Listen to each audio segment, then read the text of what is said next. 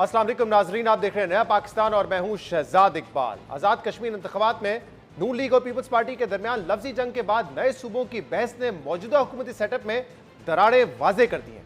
हुकूमत के क़याम, आईनी ओहदों की तकसीम और आईनी तरामीम समेत पावर पॉलिटिक्स में एक दूसरे का साथ देने वाले इत्तेहादी अब एक दूसरे पर फॉर्म 47, मुल्क तोड़ने, धांधली की पैदावार और किराए की हुकूमत चलाने जैसे संगीन इल्जामात लगा रहे हैं। जबकि वजीर दाखिला मोहसिन नकवी की जानिब से 2 रोज पहले नए सूबों या इंतजामी यूनिट्स के क्याम और कल DGISPR की जानिब से मुल्क के इंतजामी स्ट्रक्चर को रीसेट करने के बयान के बाद मुल्क की सियासत में नई बहस छिड़ गई है कि अगर मुल्क में वाकई नए सूबों का क्याम नागुज़ीर हो चुका है तो इस ख्वाहिश पर अमल दरामद कैसे होगा, खासतौर पर उस वक्त जब पीपल्स पार्टी सिंध की तकसीम को रेड लाइन करार दे चुकी है और नून लीग सूबे बनाने का आगाज पंजाब के अलावा दूसरे सूबों के हिस्से करने की बात कर रही है। मगर इस बहस के बावजूद मुल्क के मुख्तलिफ सियासी और कारोबारी हलकों से नए एडमिनिस्ट्रेटिव यूनिट्स के क्याम की आवाज़ें उठ रही हैं। MQM जो पहले दिन से नए इंतजामी यूनिट्स के क्याम की बात कर रही है, उसने एक बार फिर यह मुतालबा दोहरा दिया है। चेयरमैन MQM खालिद मकबूल सिद्दीकी ने आज प्रेस कॉन्फ्रेंस में कहा कि सूबों की तकसीम को गद्दारी कहने से बड़ी कोई गद्दारी नहीं हो सकती। धरती माँ सिर्फ पाकिस्तान है, नाकाबिले तकसीम चीज़ सिर्फ हमारा वतन है।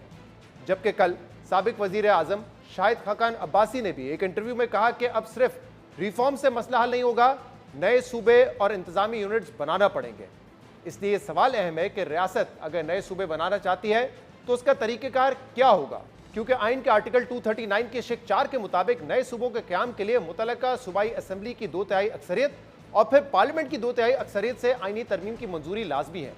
मगर MQM इस तरीक़ेकार को नाकाबिले अमल करार देते हुए आइन में तरमीम का मुतालबा कर रही है, जबकि पीपल्स पार्टी आइन में मौजूद तरीक़ेकार को ही सूबों के क़याम का वाहिद तरीका करार दे रही है। रहनुमा पीपल्स पार्टी सईद गनी ने आज प्रेस कॉन्फ्रेंस में कहा कि अगर सिंध के अवाम और मुंतखब लोग कहते हैं कि सिंध में नए सूबे की जरूरत नहीं है तो पंजाब में बैठे लोग ये नहीं कह सकते कि सिंध में सूबा बनाना चाहिए। जबकि निसार खोड़ो ने कहा है कि सूबे बनाने की बात गैर आइनी है, वजीर दाखिला मोहसिन नकवी ओहदा छोड़ दें। दूसरी तरफ वजीर दाखिला मोहसिन नकवी के सिस्टम की नाकामी, नए इंतजामी यूनिट्स और मौजूदा इंतजामी स्ट्रक्चर के तहत मसाइल हल ना होने के बयान के बाद पहली बार हुकूमत की जानिब से इस बयान की मुखालफत सामने आ रही है, क्योंकि इस बयान के बाद मुख्तलिफ इंटरव्यूज़ में वजीर दिफा ख्वाजा आसिफ और वजीर मुमलिकत बराए दाखिला तलाल चौधरी ने मोहसिन नकवी के बयान की हिमायत की थी। कल हमारे प्रोग्राम में वजीर मुमलिकत बराए कानून और इंसाफ बैरिस्टर अकील मलिक ने भी मोहसिन नकवी के बयान की तौसीक की। मगर वजीर आजम के मुशीर बराए सियासी अमूर राना सनाउल्लाह ने मोहसिन नकवी को नए सूबों और सिस्टम की नाकामी के बयान पर आड़े हाथों ले लिया है। अल्लाह ने मोहसिन नकवी को सदर जरदारी का बरखुरदार करार देते हुए कहा है कि मोहसिन नकवी कल ये फरमा रहे थे कि सिस्टम नाकाम हो चुका है, मगर उन्होंने इसी सिस्टम में 30 साल का सफर 3.5 साल में तय किया और अब कह रहे हैं कि यह सिस्टम नहीं चल रहा। राना सनाउल्लाह ने यह भी कहा कि सूबे 4 हों या 7, निज़ाम तो यही है, निज़ाम तो तब्दील नहीं हो जाएगा, हमें कॉकरोचेस से ना डराया जाए। जरदारी साहब के जो बरखुरदारान हैं वो कल फरमा रहे थे कि ये सिस्टम जो है ये बस अब खत्म हो चुका है। और भाई इस सिस्टम में तुमने 30 साल का सफर जो है वो 3.5 साल में तुम कहां से चले हो और कहां पहुंचे हो, और अब तुम्हें आगे पता चला है कि ये सिस्टम जो है ये बिल्कुल खराब है, ये चल नहीं सकता। सूबे 4 हो या 7, निजाम तो यही है। 4 से या 7 से निजाम ने तो तब्दील नहीं हो जाना। ये कहें कि जी वजीर आजम जो है वो 12 घंटे काम करने की बजाय वो 18 घंटे काम करे तो फिर भी जो है वो अगले 10 साल में कोई फर्क नहीं पड़ेगा। और भाई वजीर आजम पहले ही 18 घंटे काम कर रहा है और उससे फर्क पड़ा है, ये मुल्क डिफॉल्ट से बचा है। हमें इस बात से ना डराया जाए कि जी ये जो काखरोज हैं अगर ये इकट्ठे हो गए, इनको लैपटॉप देने से या इनको वज़ाइफ देने से जो है ये नहीं संभलेंगे। भाई हमने संभाले हुए हैं। यानी इस वक्त सिर्फ 2 हुकूमतें इत्तेहादी आमने सामने नहीं है, बल्कि राना सनाउल्लाह ने हुकूमत के बाअसर तरीन वजीर, जिन्हें राना सनाउल्लाह माजी में हमारे प्रोग्राम में खुद हुकूमत के मुस्तकबिल का जामिन करार दे चुके हैं, वो राना सनाउल्लाह अब वजीर को आड़े हाथों ले रहे हैं। और यही वो मामला है जिस पर कल वजीर दिफा ख्वाजा आसिफ ने प्रोग्राम आज शाज़ेब खानज़ादा में एतराफ़ करते हुए कहा कि ये बात दुरुस्त है कि हुकूमती सफ़ों में दरार मौजूद है। इसके अलावा आज़ाद कश्मीर इलेक्शन के दूसरे फेज़ में कल मुजफ्फराबाद डिवीज़न की 9 नशिस्तों और मुल्क भर की मुहाजिरीन की 12 नशिस्तों पर पोलिंग होनी है, जबकि पहले मरहले में मीरपुर डिवीजन की 13 नशिस्तों पर मुस्लिम लीग नून ने 9 और पीपल्स पार्टी ने 4 नशिस्तों पर कामयाबी हासिल की थी। लेकिन बिलाल भुट्टो ने इन इंतखाबात को मुस्तरद कर दिया है और यह धमकी भी दी है कि अगर कश्मीर इलेक्शन में डाका डाला गया तो वफाकी हुकूमत की उल्टी गिनती शुरू हो जाएगी। जबकि आज चीफ इलेक्शन कमिश्नर आज़ाद जम्मू कश्मीर जस्टिस रिटायर्ड गुलाम मुस्तफ़ा मुगल ने खबरदार किया है कि अगर हालात ऐसे ही रहे तो 10 अगस्त को होने वाले पूंछ डिवीजन के इंतखाबात आगे पीछे हो सकते हैं।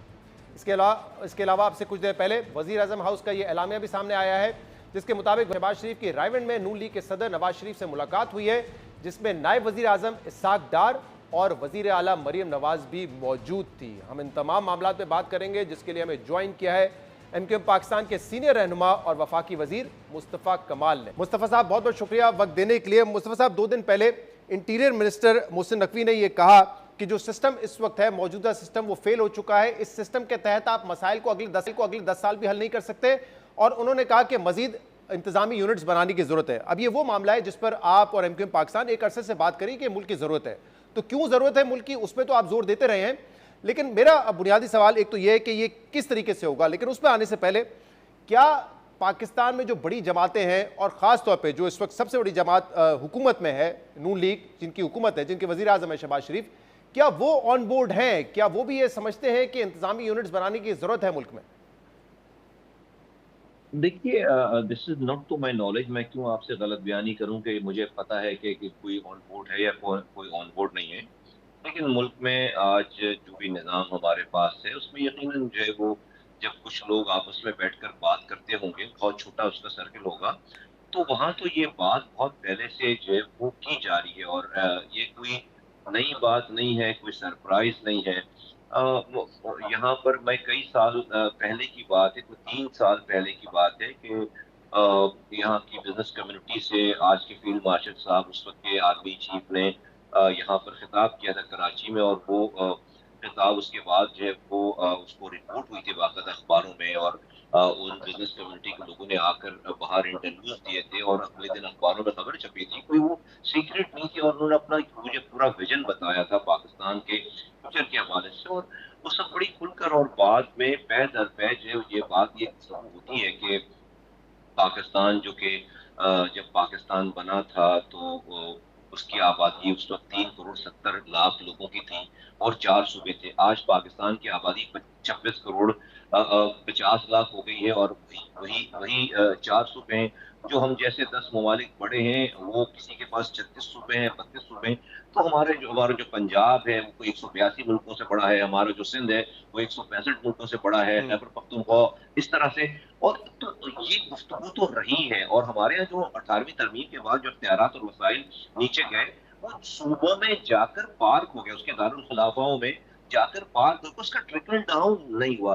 तो मैं समझता हूँ कि जो एक गवर्नेंस का जो मॉडल है, जो कि ग्रास रूट लेवल तक चीजों को पहुंचना चाहिए था, सब लोग अब ये फील करने लगे हैं बहुत ज्यादा कि वो ग्रास रूट लेवल तक एक आम आदमी को गुड गवर्नेंस नहीं पहुंच पा रही। उसका नतीजा क्या हो रहा है कि आपके यहाँ डिसएनफ्रेंचाइजमेंट पैदा हो रही है, बददिली पैदा हो रही है, और वो बददिली क्या किसी हुकूमत के खिलाफ पैदा नहीं हो रही, और लोग रियासत से बदजन होते चले जा रहे हैं, और ये बहुत ही खतरनाक बात है। और उसी में कोई मायूस होकर हथियार उठा लेता है, आपके मुल्क के खिलाफ खड़ा हो जाता है, तो हम इसी फौज को बुलाते हैं कि आइए कि फला गद्दार हो गया, आकर से लड़ाई करिए।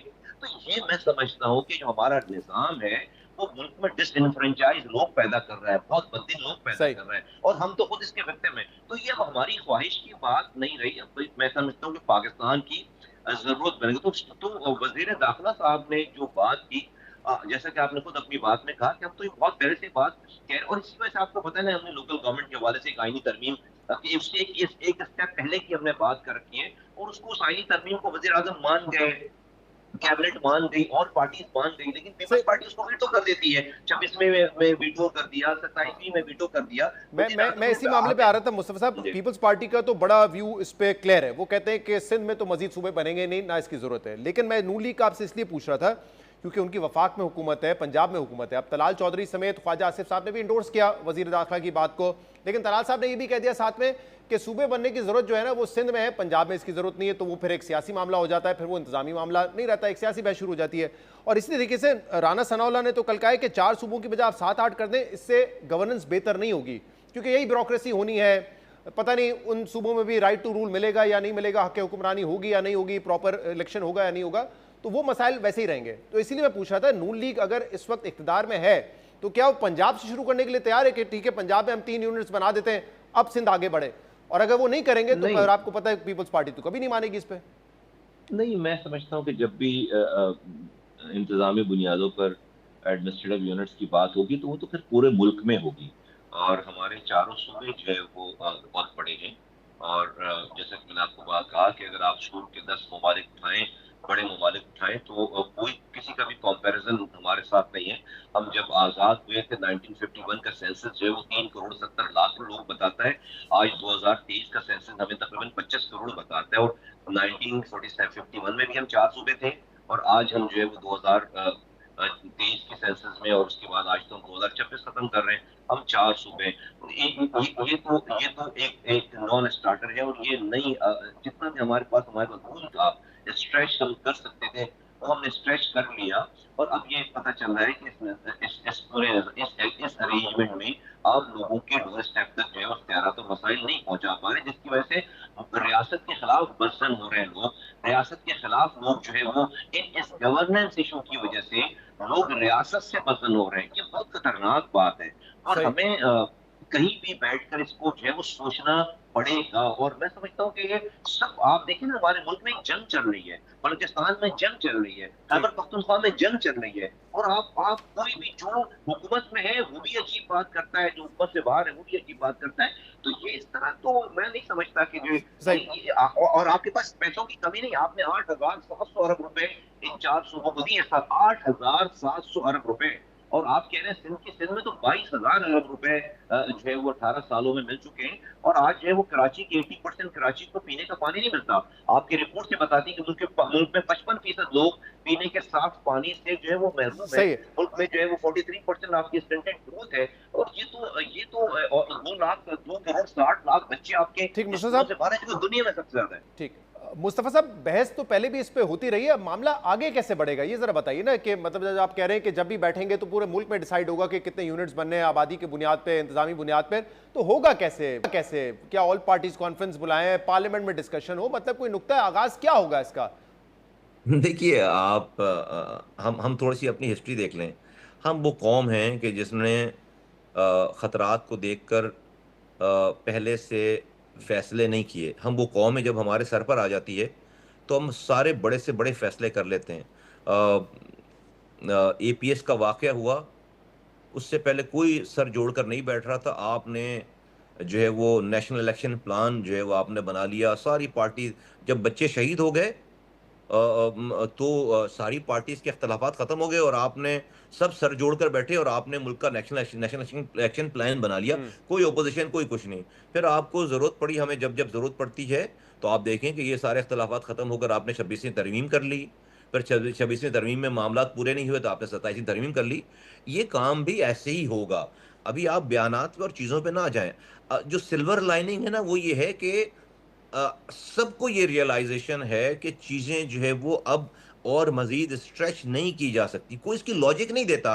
वो जो लोग ये कहते हैं सर हम ये नहीं सब मानेंगे, में कौन तो कौन है इसमें? पीपल्स पार्टी तो नहीं है, हमें नहीं पता मरियम नवाज साहबा के मुंह से या नवाज शरीफ के मुंह से या शहबाज शरीफ का भी आप कह रहे हैं कि मुझे नहीं पता उनका क्या व्यू है, तो हमें नहीं पता ना ये दो जो सियासी खानदान है पंजाब और सिंध में, उनकी क्या राय है इस पर, हमें तो नहीं पता। तो आप कैसे कह रहे हैं कि सबको ये रियलाइजेशन है?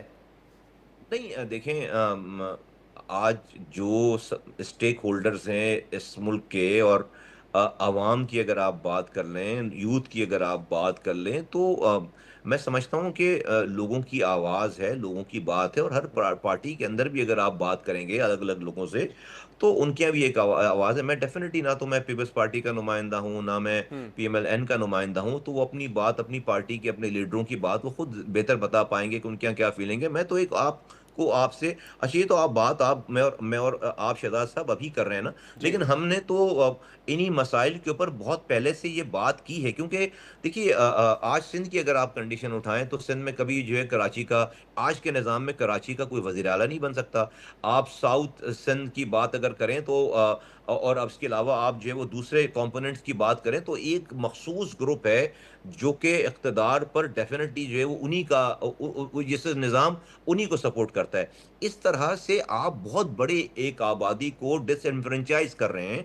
आप उसको जो है वो सेंस ऑफ ओनरशिप नहीं दे रहे, सेंस ऑफ पार्टिसिपेशन नहीं दे रहे, जिससे मुल्क को ओवरऑल नुकसान हो रहा है। और आप जो इस मुल्क की, इस सूबे की, कराची की फर्ज करें अगर कैपेसिटी है, हम उस कैपेसिटी को टैप ही नहीं कर पा रहे, क्योंकि जो लोग हैं यहाँ पर उनकी उनको रूल करने का जो है वो हक ही हासिल नहीं है इस निज़ाम में। और आप अच्छा भले या तो आप बड़ी आइडियल किस्म की लोकल गवर्नमेंट कर देते हैं, वो आप जो है वो अपनी पावर से उसको रद्द कर देते हैं। अच्छा, तो ये भाई बताइए कहीं कि अब आइन में, जैसे आज खालिद मकबूल सिद्दीकी ने भी कहा है कि देखें आइन में जो तरीकेकार दर्ज है सूबे बनाने का वो तो काबिल अमल नहीं है, यानी कि वो ये कह रहे हैं कोई अमेंडमेंट लानी पड़ेगी, तरीकेकार कुछ और हो, वो रेफरेंडम हो या कुछ और हो, लेकिन जो चीज आइन में दर्ज है वो है लोकल गवर्नमेंट का। अब इस पर क्यों ना इसरार किया जाए कि पहले मुल्क में यकसा हो या अलग अलग हो, लेकिन एक मजबूत लोकल सिस्टम हो। वो तो ऑलरेडी मौजूद है आइन में, उसकी तो खाली इन्फोर्समेंट की जरूरत है, वो क्यों नहीं हल हो देखिए सकता? वो तो आप देखिए, वो तो आप सूबे बनाएं या सूबे नहीं बनाएं शहजाद साहब, ये काम तो आपको करना ही पड़ेगा। सूबे बन भी जाते हैं तो आपको आइडियल किस्म की लोकल गवर्नमेंट तो चाहिए ही चाहिए, हर हाल में चाहिए। तो इसलिए कि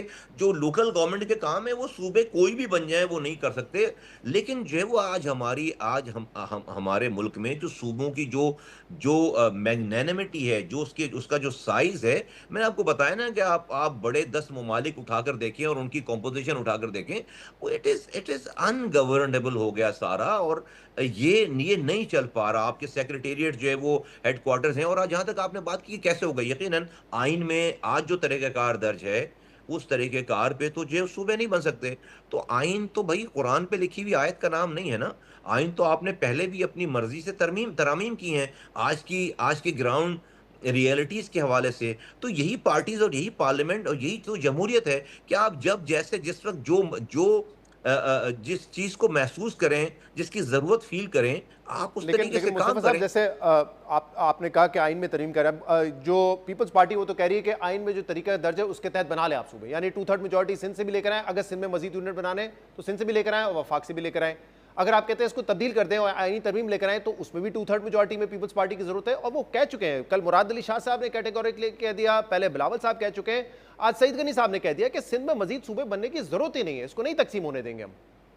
नहीं, सिंध तकसीम नहीं होगा, सिंध मजबूत होगा। पूरा पाकिस्तान जहाँ जहाँ भी सूबे बनेंगे वो कहीं से भी कोई कुछ भी तकसीम नहीं होगा। कोई सूबा उठाकर किसी दूसरी बाउंड्री में नहीं चला जा रहा। सिंध की बाउंड्रीज में ही जब आप एक घर में जब बच्चे छोटे होते हैं तो आप फर्स्ट एक फ्लोर पे रह रहे होते हैं। जब बच्चे बड़े होते हैं उसी उसी उसी घर में अगर आप नया फ्लोर डालें तो क्या वो घर तकसीम हो जाता है? नहीं भाई, आप सबको जो है वो जब जैसे जैसे ज़रूरत पड़ती है आप नए कमरे बनाते हैं, आप नए फ्लोर डालते हैं, आप डिस्ट्रीब्यूट करते हैं। कोई भी घर तकसीम नहीं होता। लेकिन जहाँ पे रिजिडनेस आ जाती है फिर वो घर टूट जाता है, फिर वहाँ पर बच्चे नाराज़ होकर चले जाते हैं, फिर तलखियाँ पैदा हो जाती हैं। तो ऐसी बात नहीं है, किसी को इतना नहीं, इनसिक्योर चलें, फील नहीं आप होना। लेट्स सपोज जैसे अलीम खान साहब ने कहा ना, आप सूबों का नाम भी ना बदलें, नॉर्थ, सेंट्रल और साउथ कर दें, जैसे नॉर्थ सेंट्रल और साउथ सिंध कर दें।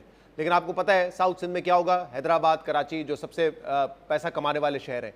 क्यों पीपल्स पार्टी करेगी ये? क्योंकि वहाँ पे आज आपको पता है कराची में जो 22 सीटें हैं उसमें अक्सरियत तो पीपल्स पार्टी नहीं लेती है। तो why would they want this solution जिसमें कराची, हैदराबाद उनके हाथ से निकल जाए और बेशक उनकी सेंट्रल और नॉर्थ सिंध में हुकूमत हो? प्रैक्टिकली मैं तो ये देखिए होता हुआ नहीं देख रहा, इस पर वो मानेंगे कभी। देखिए बस यही यही मैं समझता हूँ कि बहुत इम्पोर्टेंट बात है। और वो बात यह है कि आया कि हमें आज मैं समझता हूँ कि हम उस मरहले में आ गए हैं कि आया कि हमें इस मुल्क को बचाना और चलाना है सही तरीके से, या हमें किसी के ख्वाहिशात का लुक आफ्टर करना है।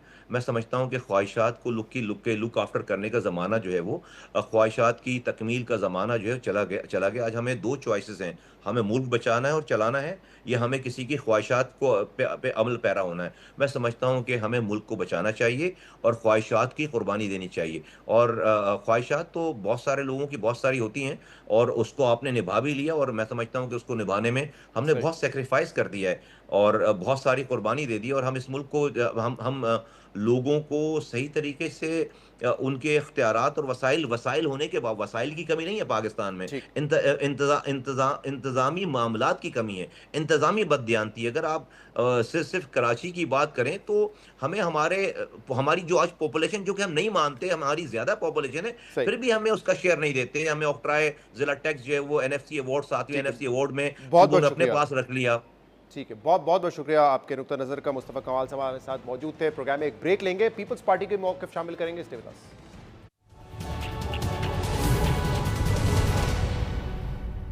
वेलकम बैक नाज़रीन। ब्रेक में जाने से पहले मुस्तफ़ा कमाल साहब हमारे साथ मौजूद थे। अब हमें ज्वाइन किया है पीपल्स पार्टी के सीनियर रहनुमा और सूबाई वजीर सईद गनी ने। सईद साहब, बहुत बहुत शुक्रिया वक्त देने के लिए। 2 रोज़ पहले मोहसिन नकवी साहब ने यह कहा कि सिस्टम जो है हमारा फेल हो चुका है, ये डिलीवर नहीं कर सकता, मजीद इंतजामी यूनिट्स बनाने की ज़रूरत है क्योंकि उससे गवर्नेंस बेहतर होगी। और उनके इस बयान के बाद हम देख रहे हैं कि नून लीग के कुछ अहम वजीर, उन्होंने भी इंडोर्स किया इस बात को। MQM पाकिस्तान भी ये बात कर रही है, इस्तेकाम पाकिस्तान पार्टी भी ये बात कर रही है, शायद खान अब्बासी साहब ने भी कहा है मजीद इंतजामी यूनिट्स बनाने की ज़रूरत है। और कल DGI ISPR ने भी ये कहा कि जो इंतजामी स्ट्रक्चर है उसको रीसेट करना चाहिए। लेकिन आपका बयान आज आया, कल मुराद अली शाह साहब ने कहा कि नहीं, मजीद सूबे नहीं बनने चाहिए और सिंध में तो ज़रूरत ही नहीं है मजीद सूबे बनने की या मजीद यूनिट्स बनने की।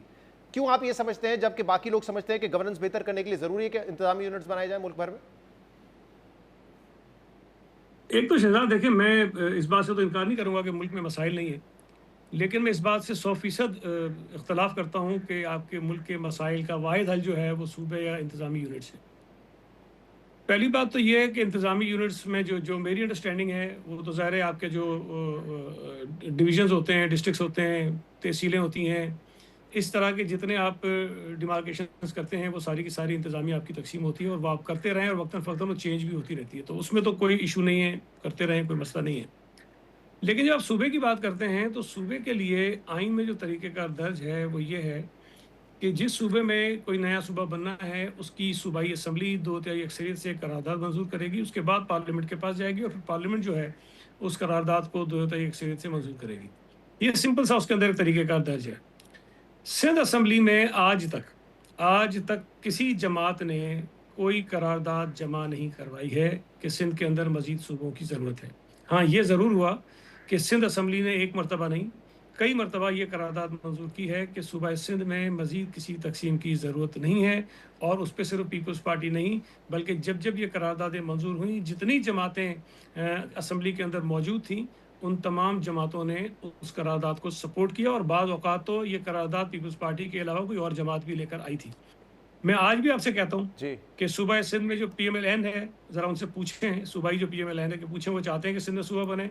आप तहरीक इंसाफ के जो सूबाई लोग हैं उनसे पूछें, जमात इस्लामी के लोगों से पूछें, JUI के लोगों से पूछें, ANP के लोगों से पूछें। MQM की भी जहाँ तक बात है, MQM वक्तन फ़वक्तन ऐसी शोशे तो छोड़ती रहती है, लेकिन आज तक MQM ने भी सूबाई असम्बली में कोई ऐसी करारदाद जमा नहीं करवाई। ये सिर्फ और सिर्फ अपने लोगों को धोखा देने के लिए इस किस्म की बातें करते हैं। और अभी मैंने पिछले जो बजट सेशन था उसमें एक और चीज़ लोगों के सामने लेकर आया हूँ कि ये कोटा सिस्टम के खिलाफ कितना बोलते हैं, लेकिन ये कोटा सिस्टम के बुनियादी तौर पर हक में है।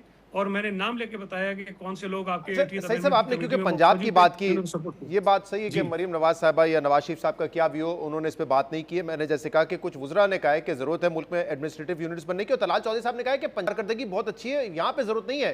उन्होंने कहा जिन सूबों की कारकर्दगी अच्छी नहीं है वहां पे सूबे बनने की जरूरत है। यानी कि उन्होंने मिसाल भी दी, कराची देखें कितना अंडर परफॉर्म कर रहे हैं। देखें, अब मुझे सर्टिफिकेट तलाल चौधरी का तो नहीं चाहिए ना, भले जो मर्जी कहते रहें, लेकिन उनके शायद इल्म में नहीं होगा कि पंजाब असम्बली ने एक नहीं 2 सूबे बनाने के लिए एक करारदाद पास की। उसमें ये नहीं कहा कि सूबे बना दें जी, बेसिकली अटेम्प्ट वही था, लेकिन उन्होंने उसको ये कहा कि पहले पता नहीं कोई कमेटी बना दें, क्या करें, लेकिन उन्होंने 2 नए सूबे जनूबी पंजाब और भावलपुर जी उन्होंने खुद बात की।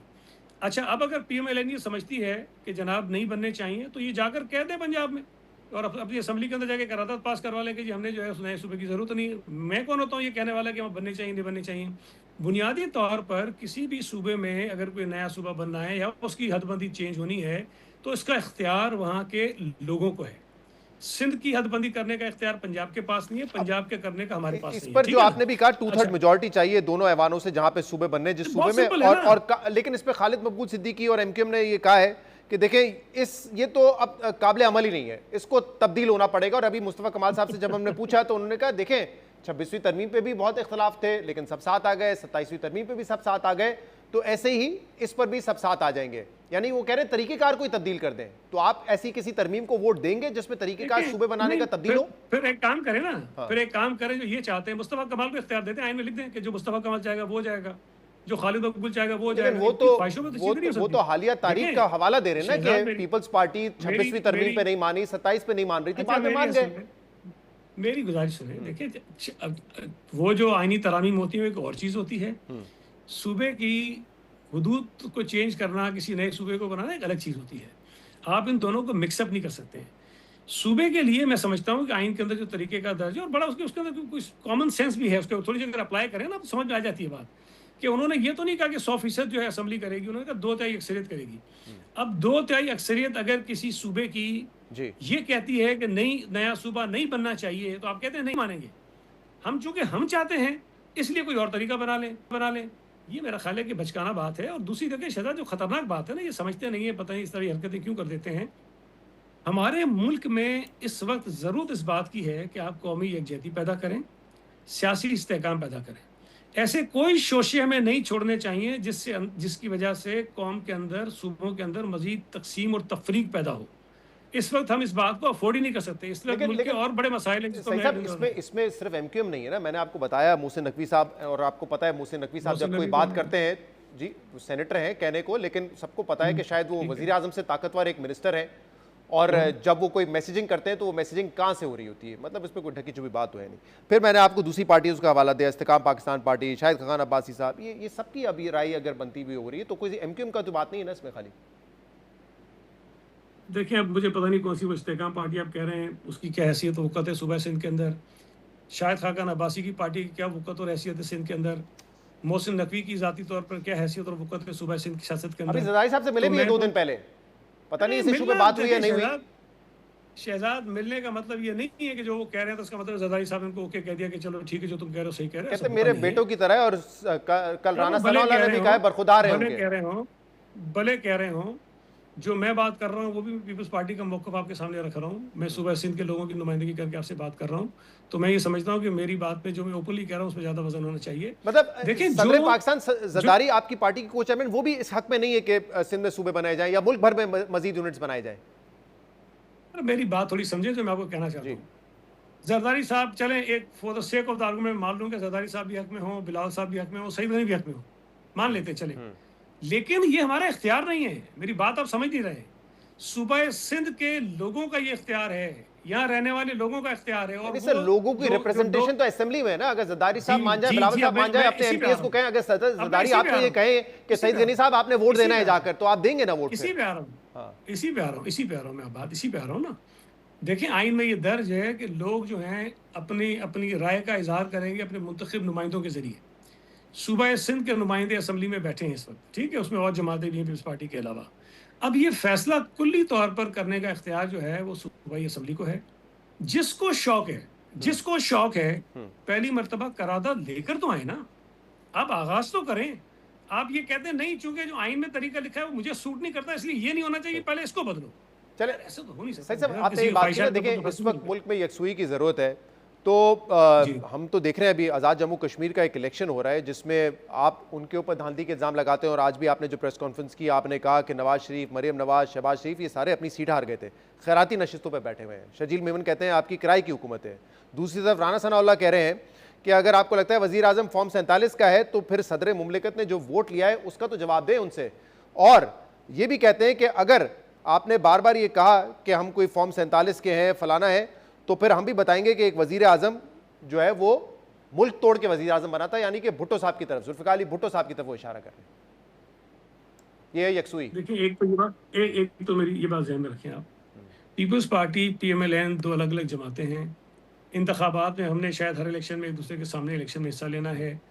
इंतखाबात में अगर ज़्यादती हमारे साथ होगी हम ज़रूर बात करेंगे, अगर कहीं नून के साथ ज़्यादती होती है तो उन्हें भी बात करनी चाहिए। लेकिन इसका मतलब ये कहाँ से आ गया कि जी चूंकि हम उन पर तनकीद कर रहे हैं, वो हम पे तनकीद करते हैं, इंतखाबात साफ और शफाफ नहीं हो रहे, हम मुतालबा ये करेंगे इंतखाबात ठीक हो जाए और हमारी जो एतराज़ात है उसको सुना जाए, लिहाजा आप सुबह बना दो। इसका तो कोई कनेक्शन तो एक अलग मामला है, ये इसका इससे कोई मामला नहीं है। मैं सिर्फ ये पूछ रहा हूँ आपसे कि जब आप ये कहते हैं कि फॉर्म 47 के हैं और ये बड़े बड़े इनके लीडर्स हार गए, डू यू जेन्युइनली आप बिलीव करते हैं कि वाकई ये हारे हैं, या क्योंकि एक सियासी बयानात का इस वक्त तबादला इसलिए आप ये कह देते हैं बात? जरा ये सच बताएं ना, क्या है आपकी क्या आप यकीन से कह सकते हैं कि वो हारे हैं?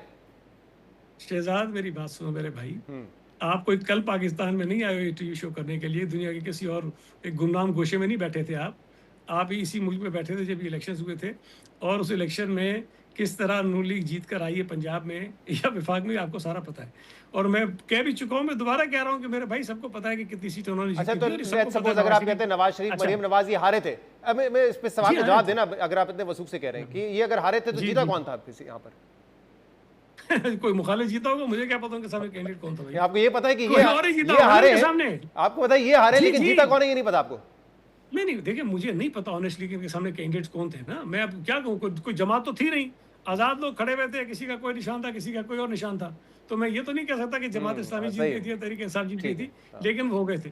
दूसरी देखिए, जो भुट्टो साहब के मुतालिक बात कर रहे हैं, ये एक ऐसी बेतुकी बात है जो ऐसा ही शख्स करता है जिसको तारीख का ना पता हो। आज वो प्रेस कॉन्फ्रेंस भी इनके बुजुर्ग ने की, उन्होंने कहा जी वो पीपल्स पार्टी की हुकूमत में पाकिस्तान टूट गया। उनको ये नहीं पता कि हुकूमत पार्टी की नहीं थी उस वक्त। भुट्टो साहब वज़ीर आज़म बने हैं पाकिस्तान के दौलत होने के बाद, उससे पहले वो नहीं थे। और दूसरी बात, बुनियादी चीज़ मैं आपको बताऊं, अगर भुट्टो साहब का रत्ती बराबर किरदार होता इस मुल्क को तोड़ने में, तो ज़ियाउल-हक को एक झूठे कत्ल के मुकदमे में शहीद भुट्टो को सजा देने की ज़रूरत नहीं थी। वो शायद मुल्क तोड़ने के जुर्म में उनको फांसी चढ़ा देता, जो शायद बड़ा मजबूत केस होता। तो अगर जनरल ज़ियाउल-हक कोई सबूत नहीं निकाल सका, वो इस बात में कन्विंस नहीं हो सका, तो फिर मेरा ख्याल है इनको ये ढोल पीटना छोड़ देना चाहिए। और हकीकत ये है जो मैं आपसे कह रहा हूँ कि इंतखाबात में नून लीग को हमेशा जो है वो फ़ायदा मिलता रहा, सिवाय 2024 के इलेक्शन में, इसलिए कि वो सही। नए प्यारे उस वक्त आ गए थे, वरना हमेशा से प्यारे यही रहे। बहुत बहुत शुक्रिया, बहुत बहुत शुक्रिया। सईद गनी साथ मौजूद थे। नाज़रीन, प्रोग्राम में एक ब्रेक शामिल करेंगे, मजीद बात करेंगे इससे बता। Welcome back. सदर ट्रंप ने रवा साल फरवरी में जब इसराइल के साथ मिलकर ईरान पर हमलों का आगाज किया था, तब यह दावा भी किया था कि 4 से 5 हफ्तों में ये जंग खत्म हो जाएगी। मगर जो जंग अमरीकी सदर के बकौल 4 से 5 हफ्तों में मुकम्मल होनी थी, उससे अब 5 माह मुकम्मल हो चुके हैं। मगर जंग खत्म होने के बजाय मजीद फैलती नजर आ रही है, और इसी वजह से अमरीकी सदर मुसलसल फ्रस्ट्रेशन का इजहार कर रहे हैं। कभी सदर ट्रंप ईरान से जल्द मुआहदा करने का दावा करते हैं, तो कभी ईरान पर मजीद हमलों का बयान दे देते हैं। कल एक मरतबा फिर अमरीकी सदर ने काबीना मीटिंग में इसी फ्रस्ट्रेशन का इजहार करते हुए कहा कि ज्यादातर लोग बहुत जल्द पहले हार मान चुके होते, लेकिन ईरान ने ऐसा नहीं किया। वो एक मजबूत हरीफ है और उसका उन्हें क्रेडिट देता हूं। अमरीकी सदर ने एक मरतबा फिर से ईरान को हमलों की धमकी देते हुए यह भी कहा कि हम ईरान पर शदीद हमला करेंगे। एक वक्त आएगा जब वो कहेंगे हम अब मजीद हमले बर्दाश्त नहीं कर सकते। इस मीटिंग के बाद अमरीकी मीडिया की जानिब से भी ये खबरें सामने आ रही हैं कि अमरीकी सदर ने एक मरतबा फिर से ईरान पर कई दिनों पर मुश्तमिल हमलों का हुक्म दे दिया है। अमरीकी अखबार वॉल स्ट्रीट जर्नल के मुताबिक सदर ट्रंप ने अमरीकी फौज को ईरान के खिलाफ नई कार्रवाई शुरू करने की हिदायत की है, जो कि इसी हफ्ते के आखिर तक शुरू हो सकती है। ये कार्रवाइयां चंद दिनों तक जारी रह सकती हैं, जिसका मकसद ईरान को अमरीकी शराइत पर मुज़ाकरात की मेज़ पर वापस लाने पर मजबूर करना है। खबर के मुताबिक अमरीकी अहदाफ में तवानाई का बुनियादी ढांचा, जैसे कि बिजली पैदा करने वाले मराकज़ और ऑयल रिफाइनरीज को हदफ बनाना शामिल है। जबकि एक और अमरीकी नशरियाती इदारे CBS की खबर के मुताबिक अमरीका और इसराइल ईरान में एनर्जी इंफ्रास्ट्रक्चर पर अब तक के शदीद तरीन हमले करने का मनसूबा बंदी कर रहे हैं। ये हमले इसी हफ्ते के आखिर में किसी भी वक्त मुमकिन हो सकते हैं। इस बात पर भी गौर किया गया है कि अमरीकी और आलमी मईशत पर इन हमलों के असरात की वजह से पीर के रोज मार्केट्स खुलने से पहले पहले इन हमलों को खत्म करने की कोशिश की जाए, लेकिन अभी तक इन हमलों के इख्तिताम का कोई हतमी वक्त तय नहीं किया है। जबकि सदर ट्रंप ने अभी तक इन हमलों की हतमी मंजूरी भी नहीं दी है। जराये के मुताबिक इस फौजी कार्रवाई का मंसूबा कल काबीना मीटिंग में सामने आया, मगर ट्रंप इंतजामिया के कुछ मुआवनी ने इन हमलों की मुखालफत की है। दूसरी तरफ ईरान ने भी अमरीकी हमलों की सूरत में जवाबी हमलों का मंसूबा वाजे कर दिया है। ईरानी न्यूज़ एजेंसी तस्नीम के मुताबिक ईरान के जवाबी हमलों के मंसूबे में सयूनी हुकूमत के अहम इंफ्रास्ट्रक्चर समेत खित्ते में अमरीकी तवानाई के बुनियादी ढांचे को निशाना बनाना शामिल है। जबकि पासदाराना इनकलाब की अलंबिया ब्रिगेड के commander major general Ali Abdullahi ने अमरीका और इसराइल को खबरदार किया है कि जारियत करके भागने का दौर खत्म हो चुका, गलत अंदाजे लगाकर की जाने वाली किसी भी कार्रवाई के नताइज भुगतना पड़ेंगे। अब अहम बात यह है कि अमरीका की जानिब से पिछले 2 दिनों से ईरान पर कोई हमला नहीं किया गया, मगर ईरान की जानिब से कल कुवैत में अमरीकी तंसीबात को निशाना बनाने का दावा किया गया था। जबकि कुवैत ने भी आज एक मरतबा फिर से ईरान की जानिब से अहम तंसीबात पर ड्रोन हमलों का दावा किया है। इसके अलावा बहरी आमदोरफ्त पर नजर रखने वाली बरतानवी मैरीटाइम ट्रेड अथॉरिटी ने ओमान के साहिल के करीब 2 बहरी जहाज़ों पर हमलों की इतला दी है। इस सूरत हाल में आबना हुर्मुज़ में बहरी आमदोरफ्त की निगरानी करने वाली ईरान की पर्शियन गल्फ अथॉरिटी ने वाजे किया है कि अमरीकी अफवाज के जाराना इकदाम के सबब इस वक्त आबना हुर्मुज़ से जहाज़रानी मुमकिन नहीं है। अब इस सूरत हाल में ये देखना होगा कि जंग का मुस्तकबिल क्या होगा। क्या जंग मजीद शिद्दत इख्तियार करेगी या फरीकैन फिर से मुज़ाकरात का रास्ता इख्तियार करेंगे? और जंग बंदी की तरफ बढ़ेंगे। नाज़रीन, आज के प्रोग्राम में इतना ही। शो से इजाज़त दीजिए। अल्लाह हाफ़िज़।